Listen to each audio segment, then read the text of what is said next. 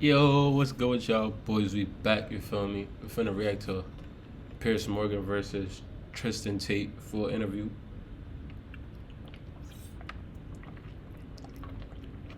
Don't forget to drop a like, drop a sub. Follow my Instagram right there, Twix, that's Sean. Let's hop into it. I like how you seem to have a very impartial opinion on people. You don't judge things one way or another before you go into the interviews. And I think that made the interview with Andrew very interesting. I'm very excited to see the public response. I mean, like I said to him, I'm not here to convict you or otherwise. I don't know if you're guilty or not of the charges laid against you. We'll establish that in a trial or otherwise. I mean, it may not even go to trial. No, it might not. I mean, it seems to me there's been interesting relaxing of restrictions against you and your brother, really, from the time you were put in prison at the start of the year. What do you read into that? Well, if you understand how the Romanian justice system works, again, I have to be very careful what I say. Yeah, I'm not going to really be pausing this video. I'm really just here to listen and watch the video with y'all, you feel me? But yeah. The pressure to put us in jail video too. comes from not organizations. There are many great people who work at organizations like Tate, which is the organization investigating us, but it comes from individual prosecutors who I am very much a trophy for, I would say. So the absolute obsession with putting me in jail comes from these people, but these people have nothing to do with judges, you see. At the end of the day, if you investigate me for a year and a half, throw me in jail, drag my name through the mud, eventually you're gonna have to come up with a file of evidence and show it to a judge. So the people who keep letting me go are the people who've seen that file of evidence and don't have a motivation to keep me in jail. So that's it broken down as simply as I can. In the BBC report of the prosecution files, they quote you as saying about the women who worked on your webcam business, I'm going to slave these bitches. I'm going to make them work even more hours and hours and hours. I work these bitches like slaves. Slave work, minimum 10 or 12 hours a day. That is not true at all. So you never said that? No. Well, you said it sarcastically. No, I didn't say it sarcastically at all. That is about my ex-girlfriend cleaning my house. So what you have to understand is when you go through a man's phone, you have 4 years and hundreds of thousands, millions of messages to everyone he's ever spoken to. Now, this is about human trafficking, my accusation. So anyone coerced, anyone forced, anyone tied up, anyone kidnapped, anyone sold, anyone moved, none of that is in any of my WhatsApp conversations. But Tate and the prosecutor essentially can eliminate parts of the conversation that he says are not relevant. Now, if you look at the timings between the messages on all of these conversations that look very bad, he's deleting various things, a lot of LOLs and a lot of ha-has, because believe me, if you were to read mine and my brother's conversations, even right now, you could probably accuse me of conspiracy to commit murder because of the stupid things that we talk about. I was talking about... Conspiracy to commit murder? I mean, Andrew, I'm going to kill you when I get home. Yeah. Like, things like this, which can be used, in a very negative way. But now, you accept you've used language about women? Loads. I've used worse language. But how do you feel about that? Now it's all been laid bare. Well, it's very unfortunate that I think this conversation is 3 years old. I think our house was messy after a party, and I was saying, oh yeah, she's my slave. Don't worry, I'll get her working. Do you regret using language like that? No, I don't, because... Really? Well, last week, my daughter's mother sent me a photo of her drawing on the wall with crayons. And I said, ha ha ha, I'm gonna kill her when I get home. Now, you could delete the ha ha ha because you feel that's irrelevant because you're the prosecutor, and you can arrest me and all my friends and throw me in jail for conspiracy to commit the murder of children. You could do that if you wish. That's not the way I meant it. No, but I'd ask a different question. Yes. I would say when your daughter grows up, yes, how would you like it if another man spoke about your daughter by saying, I'm going to slave the bitch, I'm going to make her work even more hours and hours, I work this bitch like a slave. If someone said that and you saw it actually in a message they sent about your daughter, how would you feel? Well, that's not the best message to have sent, and there's lots of So you regret it? I regret that. You either regret it or you don't. No, I don't. I regret that it became public because, the way men speak to each other, if I were to go through all of your WhatsApp messages, I don't know what I'd find. And I also you wouldn't don't mind know, if a man spoke that way about your daughter when she's older, you wouldn't mind? Or you would mind? Of course I would mind, but it depends on the context of the relationship. Do you think it's disrespectful? The girl I was talking about cleaning my house at the time, I'm no longer with her. And also, this conversation is not about anyone who's listed as a victim in the file, which is a very important distinction to make. The girl I was talking about, I was very in love with at the time. I had a very great relationship with at the time.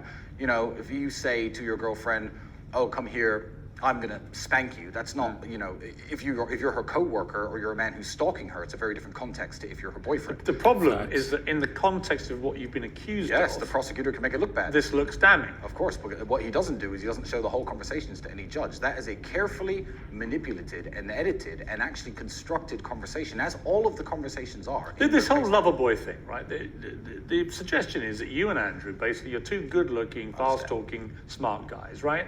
And you've, you know, have plenty of money and you've enjoyed yourselves, fine. Yes. And that you've managed to, deliberately or otherwise, but the suggestion is deliberately, persuade a lot of women to fall in love with you very quickly, and then you use that relationship and how they feel about you to then guide them towards making money from webcams. Well, that's interesting. Of the 7 women that you've listed, none of which we can name, do you know how many of them ever worked at my old webcamming business I had many years ago? Of the 7 victims listed, how many of them were in any way related to any of the activities I did when I ran a webcam studio? The answer, Piers, you'd be surprised to know, is 0. People on the internet, I call them Twitter detectives, not the police. Not DCOD, not even this over-ambitious prosecutor, because there are webcam studios all over the city, has tried to make any criminal complaint about that small business that me and Andrew, as he said, dipped our toe in. I was mainly running it, to be fair, all those years ago. None of these people who are alleged victims today have anything to do with the webcam studio. But if you watch clips on Twitter, when we speak as a 24-year-old, vulgarly, oh yeah, you know, I'm pimping because I'm in the club with a bunch of girls. You know, when we speak that way, it's easy to say, oh, look, he's admitted, he's confessed to his crimes. The old webcam studio and the current investigation have 0 strings in between them. So the question in and of itself doesn't make sense, if you understand that. You could face further time in jail if you're convicted Yes. of these offences, a long time in jail. You were in jail earlier this year. What was that experience like for you? Jail was, you know, when you're going through something really difficult and it's almost unbearable, whether it be a difficult gym session or, you know, a major setback, and you come out after it's finished. And the moment it ends, you're like, yeah, I'm glad that happened. Jail was hell every single day. But the moment we got that phone call saying a judge who's now seen the evidence that they've allegedly raised against you has decided to release you, I was very happy for the experience. I'm very happy I spent 3 months living in those conditions. What did you find out about yourself? I didn't find out anything new. I feel like it was my opportunity to show to myself and to my brother and to the world that I am the man who I say I am. I always preach being mentally strong, physically strong. You know, I put on this tough guy persona, but I don't think it's a tough guy persona, because if I can survive 3 months in a Romanian prison without incident, without tears, without being upset. You didn't shed any tears? I did not in jail. Did you know that Andrew had? I believe that Andrew's tears were tears of anger. He was more angry than I was. Whereas me and Andrew are very balanced. We have a very balanced relationship. We keep each other in check. When he's angry, I calm him down. When I'm angry, he calms me down. I believe Andrew was a lot angrier at the situation. Andrew knew a lot less about the situation. I can at least read some Romanian. I was trying to make sense of it all. He was sitting there in pure frustration. But they're serious criminal charges. Well, they're serious criminal charges. But what I would say to you is, what is the serious criminal evidence? So again, this is from the, I'm gonna work this for hours. It's about a girl cleaning my house, by the way. So this is the big bombshell. The BBC, because I don't know how they got the indictment, but the indictment should be private. I'd love to give you a copy. I really would. But the criminal indictment isn't what the prosecutor says I've done. It's the evidence against me. So if the BBC have read their grubby little fingers through all of this evidence and all the files, and the worst thing they have to come at me with is, Tristan, you said this girl's your slave. I've said that. I've said worse things. Have you ever coerced women? No, I've never coerced anybody into doing anything they don't like. Do you accept them, as I said to Andrew, that some of the language, even in the things he tweets now, suggests that his idea of how women should be treated is that they effectively are a form of slave to a man? You know, Piers, I really like you. And I sometimes feel you fall for Andrew's little traps. And it's really wonderful to watch, because it's not the things he says. It's the way he says them. And the way he says them can get people very riled up. When I was sitting listening to your interview about women shouldn't work and be taken care of, etc., it actually took me back about 12 or 13 years to an interview I saw, I can't remember, I think it was on ITV, with the late Christopher Hitchens. You probably knew him. I did. I did not know Christopher Hitchens. I think he died way before I became relevant. But he was sitting there with this female journalist, and he's saying, His exact words were, "Oh, I don't want Mrs. Hitchens to be coarsened in the labor market. Why would I want my women coarsened in the labor market? No, if she's with me, she can work if she wants, but she doesn't have to." Now, he was not labeled the world's biggest misogynist. He was actually hailed as an intellectual this time. I read all of his books. I used to be a big fan of his. But he said exactly the same thing Andrew said. Exactly the same thing, with different intonations and different tones. And you probably knew him. You didn't attack him back then for saying that, did you? But Andrew Well, I'm not here to judge. He could get people riled up. Tristan Hitchens is no longer with us, the sadly. way He's he a said brilliant it, man in many stuff ways. that really I disagree with him get about people many like things, but I mess with Andrew, he's not bro. Everything why he I'm say here, be facts. obviously. Yeah, of course. It just seems to me that the rhetoric, particularly by Andrew, but also some of the stuff they found with you, the way that you talk about women may be part of the problem you found yourselves in here. And from Andrew's recent tweeting, there's no sign to me that he is aware or self-aware of quite how some of this stuff comes over. I understand. And that maybe that has been part of the problem here with you guys. Well, again, when you look at Andrew Tate and Tristan Tate and you try to label them misogynists, you gender the argument. If I were accused of anything else and they were to read the conversations, which they did read, by the way, between me and my friends, the insults we give each other, the threats we make to each Do you other. think a woman's place is at home serving her man? No. I believe my woman's place is at home serving her family. I serve my family. But she too. shouldn't go to work. She wouldn't have to if But she didn't shouldn't want do.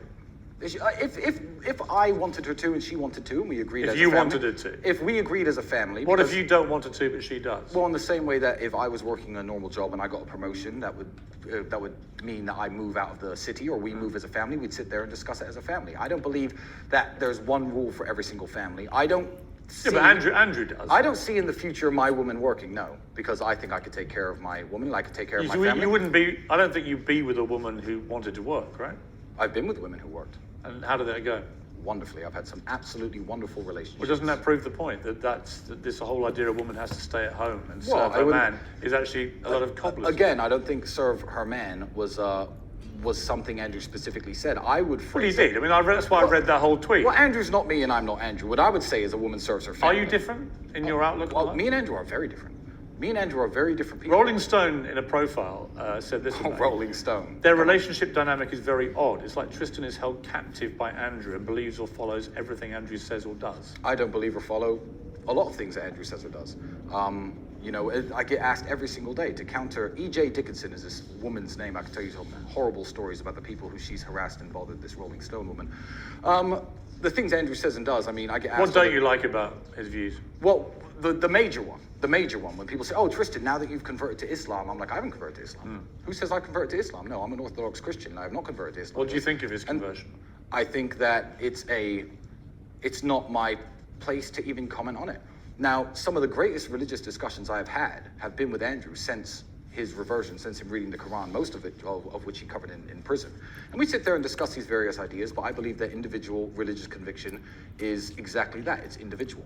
And I don't believe whether I'm his brother, whether I'm his son, mother, uncle, I have no place to tell him what his religious conviction should be, just as he has no business to tell me mine. So I'm happy for him because he's become a happier and better person. Are you rivals? Yes. Oh, absolutely. But in the best and most healthy way. I can't watch him train in the gym for an hour in the morning and then not train for an hour myself. I can't sit there drinking and relaxing and partying while he's on his laptop working. Do you ever fight? No, never. We never argue. You never physically fight? Well, we used to physically fight all the time. We're both professional athletes, so we used to beat each other up in the ring for sparring. Who would win? Oh, Andrew would win. I was good. I was the European champion at my peak, but Andrew was built for Andrews. I mean, see my broken nose? It leans this way. First time it was broken was by him, and it got weaker after that, and I had it broken twice subsequently in kickboxing matches. But yeah, we are rivals in the way that we inspire each other to work better, to be better. Motivate each but other as a not brother. rivals in That's any way that his success valid. would upset me or my success would upset him. When you were in jail together, Yes, so for a period of that 3 months, you were actually in the same cell. I think. indeed. For about half of it. What did you talk about when it's just you and him, and you're thinking we may never get out of here? Lots of things. Books, religion, the case, obviously, explaining, trying to understand. When you're in a cockroach-infested tiny cell together, Yes. you've gone from being the top G and his brother with your Bugattis, your cigars, the lifestyle, the women, and so on, to literally nothing in a very degrading environment that you Yes. find yourself in, and you've got no idea how this plays out or how No. it ends, or even if you get out. I mean, that's a big moment. Yeah, I guess it is a big moment, but I always knew that we were going to be okay. You know, even when I was separate from him, I wasn't worried that he was banging his head against the wall or self-harming or doing anything stupid. Again, he wasn't worried about me. We obviously weren't worried that the other brother, and I know you can't share in this conviction, I know he's not a criminal. I know he has no skeletons in his closet and no criminal past. He knows exactly the same about me. So we were very relaxed. I guess in jail, I was more relaxed than I am now, because in prison, I assumed that the prosecutor, whose job by the Romanian constitution, by the way, he's not a district attorney like in the United States where he is told he has to argue that you're guilty and that's it. The prosecutor's job actually here is to discern the truth of the situation. So I was sitting in jail relatively relaxing. Well, this is going to end any day now. I mean, human trafficking, this is stupid. It's not going to happen. Like, we're not going to sentence me to jail for this. It was only when I got out that I learned the true motivations behind this that made me actually more worried than I was in jail. So in jail, I was relatively relaxed. Trained every day. Ate their horrible food, did my push-ups. It was all right. Mental break, no electronics. Did your mother, was she able to come and see you or not? No.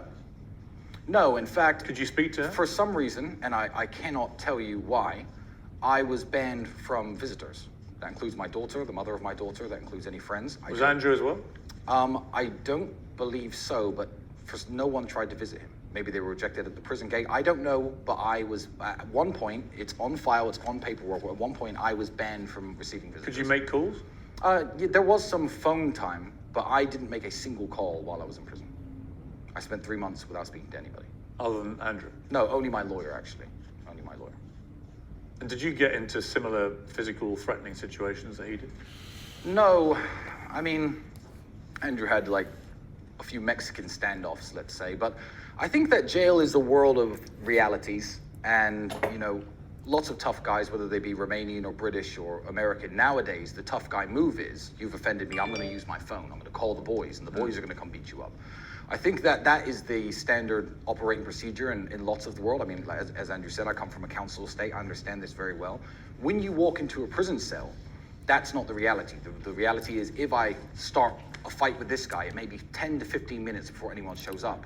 And I'm a 6'4", 17 and a half stone former kickboxer. Everyone knows me. Everyone knows I'm a professional athlete. So I actually didn't have any problems at all. I would say that everyone was very kind and very respectful to me. Not just because they were intimidated by me. No, absolutely not. Because there were some guys in there who I should have been intimidated by. But I give respect, and I think I receive it back. And I did okay in that environment. People often say, and it's certainly true for people I've interviewed over the years, that you're a product of your environment, particularly of your parents. Yes. In a November 2011 Facebook post, your father, Emery, wrote that the eternal problem of the alpha male was protecting his flock of women. He said, "The times I struck a woman, brackets, in passion, I never left a mark, no trace, hyper control, super control of a human animal. They love me still." I've never heard that before in my life. I'm smiling, man, because I can imagine his voice saying it. You can. I can imagine his voice saying it. The only times I've struck a woman, in brackets, in passion. Have you ever struck a woman in passion, Piers? No. You haven't? No. Not a little spank? Well, once? Let's keep this above board. But I want to, Piers, but I'm saying, like, I understand how you're trying to phrase this. No, I don't understand. And again, my father is dead and can't No, defend I'm not trying to phrase it in any way. I'm just curious what you think he meant by that. I honestly don't know. I mean, keep in mind, my father died when I was 27, and that post was written a long time ago. I've never heard it before. I've never sseen it before. But what kind of father was it in terms of the values he instilled in you and Andrew? Oh, he was a wonderful man, and he was a very protective man over his family and the people he cared about. I mean, they got divorced many, many years ago, but even with his dying breath, he would have jumped in to fight 10 men to defend my mother and her honor. That's the kind of guy he was, super protective and super, you know, involved in everyone he loves life, even if he was far away. You know, the phone calls were constant, the emails were constant, and he held us very accountable as young men. Andrew tweeted last year, "My dad was a chess genius, CIA operative. My mother was a dinner lady. They had nothing in common. Dad said she fed you boys healthy meals every day, cleaned the house, and was largely quiet. I loved her very much. That's literally all men want." I know that it's probably boring because I ain't talking. I'm just trying to understand where they're coming from and see the situation. I know Piers gonna try and flip a lot of situations. Are you asking if that's an accurate description of my parents' relationship? Yeah. Perhaps, yeah. Him. But my Let's mother see was a what he wonderful mother. See, I don't think. But they split up. Of course they did, but that doesn't. Well, So when he says that's literally all men want. they split up way before I was old enough to understand marriage or sexual or male or female dynamics. By the way, so I can't even comment on their marriage. What I can comment on is how they were as parents. And what I will say is, I don't look back on my childhood raised in a council estate. On state benefits, free school lunches. I don't look back on that and think, oh, my mother was a terrible mother because we didn't have any money. Because I don't think it was my mother's job to, I guess, provide as much as my father was doing his best from the United States. But I will look back and say my mother was an absolutely wonderful mother. I had 3 square meals a day. She knew how to manage her finances, didn't smoke, didn't go out with her friends, made sure my clothes were always washed, knew how to mend things. She is. How does she feel about the fact that both her boys are in this serious legal jeopardy? Well, you have to understand, she's known us our entire lives, and you haven't. When I was 15, 16, 18, all my friends were selling drugs and breaking into cars. I was down at the kickboxing gym every single day. I would get into the kickboxing ring for 50 pounds after 8 weeks training, just because I found harmony in the discipline that sport gave me. I think kickboxing is massively, largely responsible for keeping me from ever doing anything illegal. Never tried a drug in my life. Never broken a law in my life. Never broken any law? Speeding. Right. We're talking, I'm talking about serious crimes. And my mother's known that even at my most desperate and my most poor, I would come home to her and sleep on her couch for 6 months, as opposed to do anything illegal and try to find an honest, good way of, legal way at least, of making money. So Is she worried about you, the situation you're in? Well, she's worried about the situation, but she has no doubt in her mind that I haven't done any heinous things against women, especially for money, because it doesn't make sense that after going through what I've gone through and avoiding any legal problems, suddenly I'm worth hundreds of millions of dollars, and I decide that's the time to start trafficking. When you look at this whole setup of the war room and the generals and I think Andrew said 4,000 people are members now. Yes. When I saw the web chat blogs and so on, he says a lot of that isn't true. I don't know. We'll have to wait and see whether that's verified or not.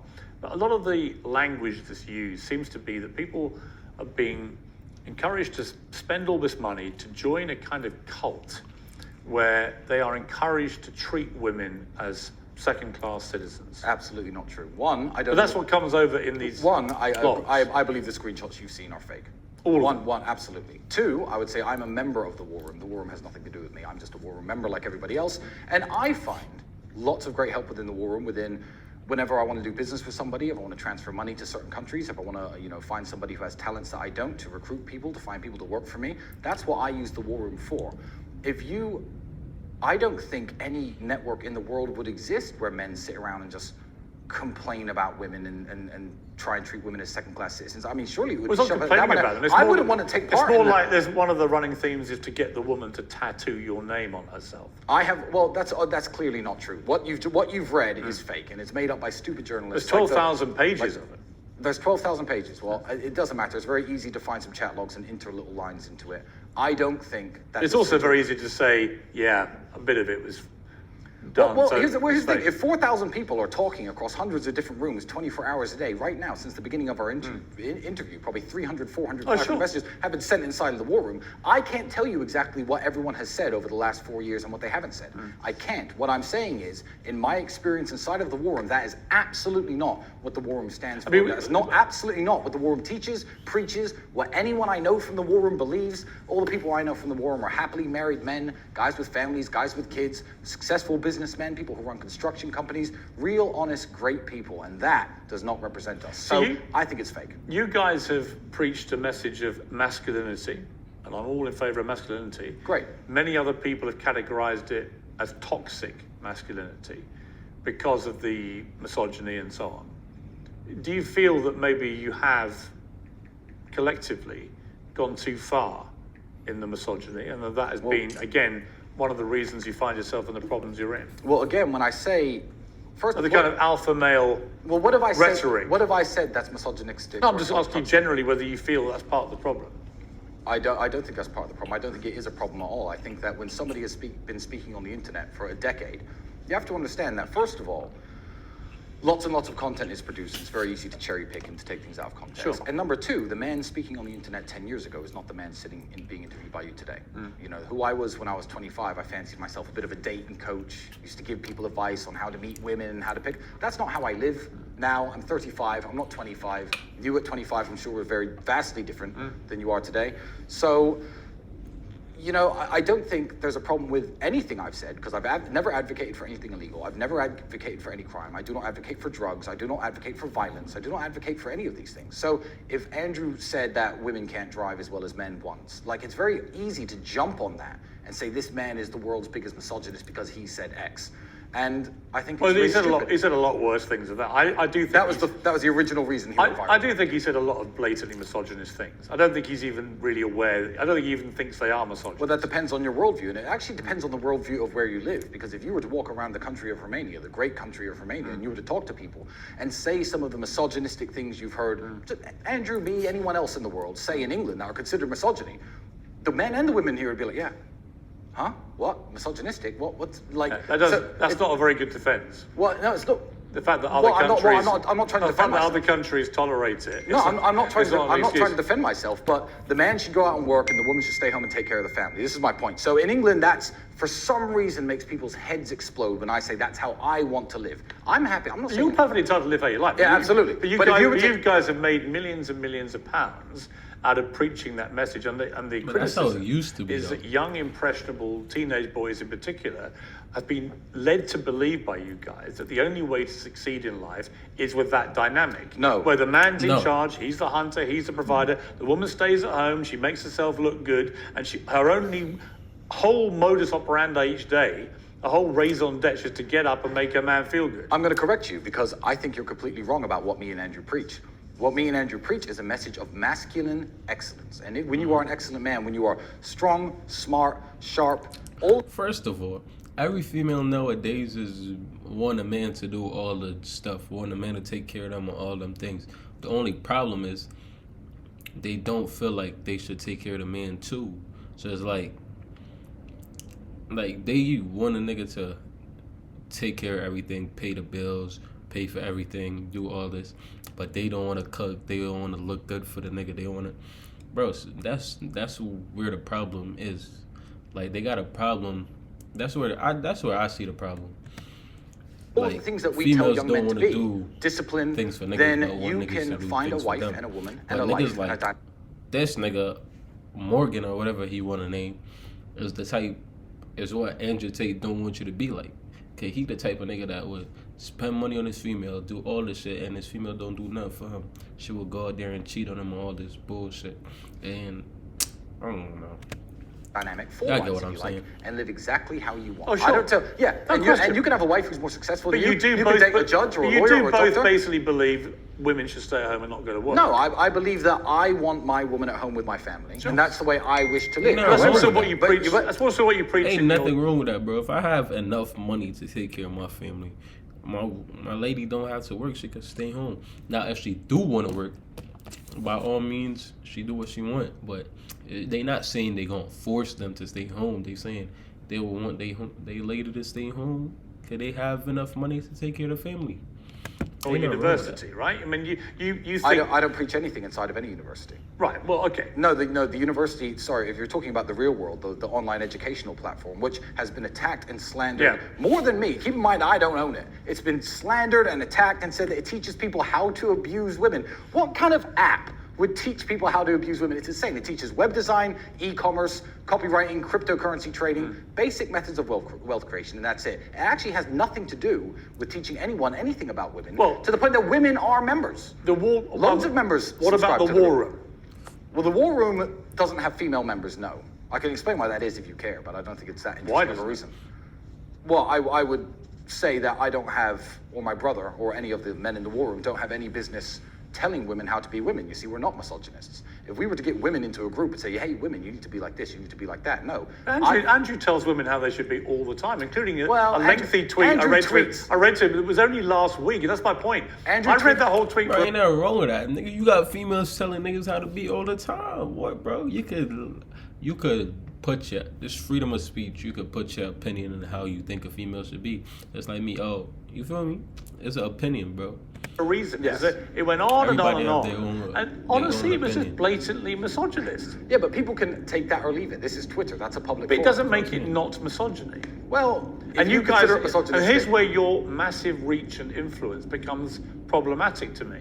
Because I see on the streets, when I walk around in London in particular, the number of kids who come up to me all starry-eyed about the Tate brothers, right? And they're like, top G and blah, blah, blah, blah, blah. But they're being conditioned to think by the constant rhetoric, mainly from Andrew, but I don't think you're particularly that different in your worldview of how women's place in the world should be, that they're led to believe that if a woman wants to go to work, there's something wrong with that. And we're in a very different place now to where we were in the 50s.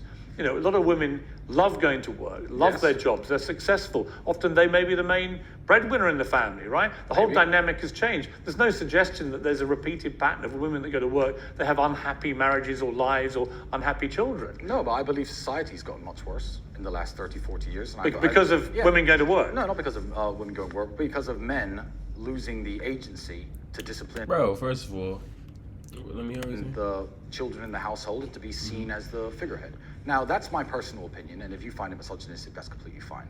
But I will say that on places like Twitter, what I won't do is get any young man personally or speak with young men personally in a personal conversation, say, hey, you need a woman who you can control and can't go to work and stuff. That is absolutely not what we do. I think Ricky Gervais made a very interesting point about putting something on Twitter and people taking it personally like it's written for them. It's not written for them. Andrew can live the way he wants to live. And let me tell you, me and Andrew live in very different ways in regards to the way we see relationships, etc., because we are both very different people. But he can live the way he wants to live because, one, him and his girlfriend are both consenting adults, and that's their prerogative. Two, he's achieved a level of success and masculine excellence where he has the choice of picking which type of women he wants to date. I like different types of women. You've achieved masculine excellence yourself, Piers, and you, I'm sure, have a very happy relationship with whichever woman is in your life. Yeah, but I do believe masculinity is important. Great. I don't like the way it's always constantly reframed as toxic. Great, we agree. But I do think that the constant stream of misogynist statements, but I'm talking mainly about Andrew, but the constant stream of them, I'm not even sure he's aware of how they come over. And that was clear from our interview. Yeah, well, again, people could take what's put on Twitter and they can either apply it to their lives or not. They could take it personally or not. I don't know how many followers Andrew has on Twitter. Millions and millions of people. 8.2 million. He's not writing it aimed at women or aimed at men or aimed at anyone. Well, he is. He's voicing his own opinions about how he lives his Yeah, life. but to a massive audience. So, To a massive audience. Yeah, to a massive audience, And then yes. you guys do your YouTube stuff, and that has a massive audience. We're on Rumble, not YouTube. YouTube banned Right, us. I'm sorry, you're banned from YouTube, right? But you're on Absolutely. Rumble, you're banned from some platforms, you're allowed back on Twitter and so on. Indeed. Look, I just think it's, for me, when I look at all the rhetoric, the stuff that I find most problematic, to use the phrase of the... bro, so they basically saying because they got a large view, a lot of people looking at them, so it's bad, they shouldn't do it. And that doesn't make sense, bro. You could state your opinion anywhere. If you got a little bit of people watching you, you got a lot of people watching. You shouldn't change how you view or want to live your life because of who's watching you. That doesn't make no sense. the buzz phrase of our era. Absolutely. It's simply where I feel like if it strays into that misogyny, I think you let yourselves down. That you have a good message in many ways.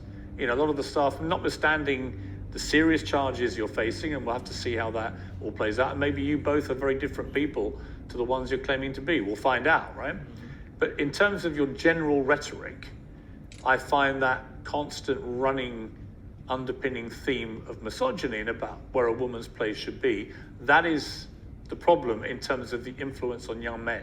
They shouldn't all be walking around thinking that a woman's place is only in the home serving their men. Well, no, and there's somehow... Bro, the problem is him trying to tell them what to do with their life. Because first of all, Andrew or Tristan, any one of them, they put out their opinion or anything. If I don't like their opinion, I'm not going to apply whatever they say to my life. If I think whatever they say makes sense, that's when I'm going to apply it to my life, you feel me? So it's like, they could say something, but they not really influencing people. The only people who's being influenced by what they say is the people that actually think what they say makes sense. If people doesn't think what they say makes sense, they not going to really pay attention to it or apply it to their life, you feel me? Their only thought process each day, women, should be, how do I please my man? Not, can I get a fulfilling job or any of Just those like how things. some people saying, oh, we gay, for instance. People will say, oh, you could be gay, you could be this, you could do that. Me, I don't think no men should be gay, you feel me? So I'm not going to apply gayness to my life. Simple as that. You're not telling dumb people, oh, you shouldn't be influencing our children like that. Or you're not telling, what's that artist's name? I don't even remember that artist's name, but him being gay and he got a large view on him, he influencing the world in a whole different way. And some people gonna do what he's saying. Some people like me not even gonna pay attention to that. That's just what it is. Everybody got their own opinion. You can't change. You can't tell somebody how to live their life or how to, like, he trying to tell them not to state their opinion because they got a lot of people watching them. That doesn't make sense. But we No, don't. you stay at home, self-improvement, make yourself look good, obey his instructions, all that kind of But stuff. Andrew talking about the way that he wants his relationships No, to work. he's entitled. He's entitled to what it does. Advocating and forcing Don't for get the me whole wrong. world to see it things his way. Yeah, but that's the delusion because. Well, no, because No, you think. you can say he only wants that for himself, right? And I'll tell you by what, the way, Piers. he's allowed any relationship he wants. But when you pretend that when he says those things, they're not amplified to literally tens of millions of Right, but here's why you're impressionable wrong. young men, But here's why you're wrong. then you know that's not No, true. well, here's why you're wrong, because you assume that Andrew Tate, for some reason, in this conversation, is the only influencer in the world and the only people, the only Not at person all. people listen to. Because he's not Facts. at all. No, The internet. But I places gotta like- tell you, he's like- one of the most influential. Yeah, no, he absolutely is, and that's great. And that's the part of his influence that I think is a potentially Great, malevolent. and it's wonderful and good, and you don't have to like it, but let me tell you, every force has an equal and opposite force somewhere else. So on X, Elon has now legalized free speech on that platform, so there are differing opinions on every single aspect of life, including how you want to date women, what kind of music you should listen to, what kind of cars are good, what kind Sure. of, whatever it is. So for every Andrew Tate out there, there's some feminist OnlyFans model who lives in Florida who makes rap music who's saying that men are nothing and men Sure. are Facts. So the people who are listening to Andrew Tate aren't listening to Andrew Tate. They're listening to the internet as a whole. And I believe Andrew's message is, one, overwhelmingly positive, absolutely overwhelmingly positive. And I believe he's a very important mark on that spectrum of opinions that exist out there, because when you delete Andrew Tate, the mean average of people will drift down this toilet of degeneracy and become less like Andrew Tate. He's a professional athlete with a completely clean criminal record, by the way, who's massively financially successful, who's kind, who's generous. He runs his own charity. He's the best brother. He's the best father. He's the best uncle. He's an absolutely wonderful man, and I would love to see more men become like him. So I like his opinions, and I like the fact that he's out there. Tristan Tate. Thank you. It's been a pleasure. Yo, my fault. Yeah, that was a boring video. I just wanted to hear what he got to say, you feel me? And why not react to it, you feel me? We both watch it, gotta understand it. I mess with Andrew Tate and Tristan Tate. I feel like their opinion makes sense, and a lot of people, a lot of males should take it into consideration. You shouldn't make no female walk over you. You should be I just feel like if the man is the breadwinner in the family, shit will work out. If it's the woman, she gonna walk over you and use you, bro. It's just, it is what it is. But anyways, drop a like, drop a sub, follow my Instagram. On to the next.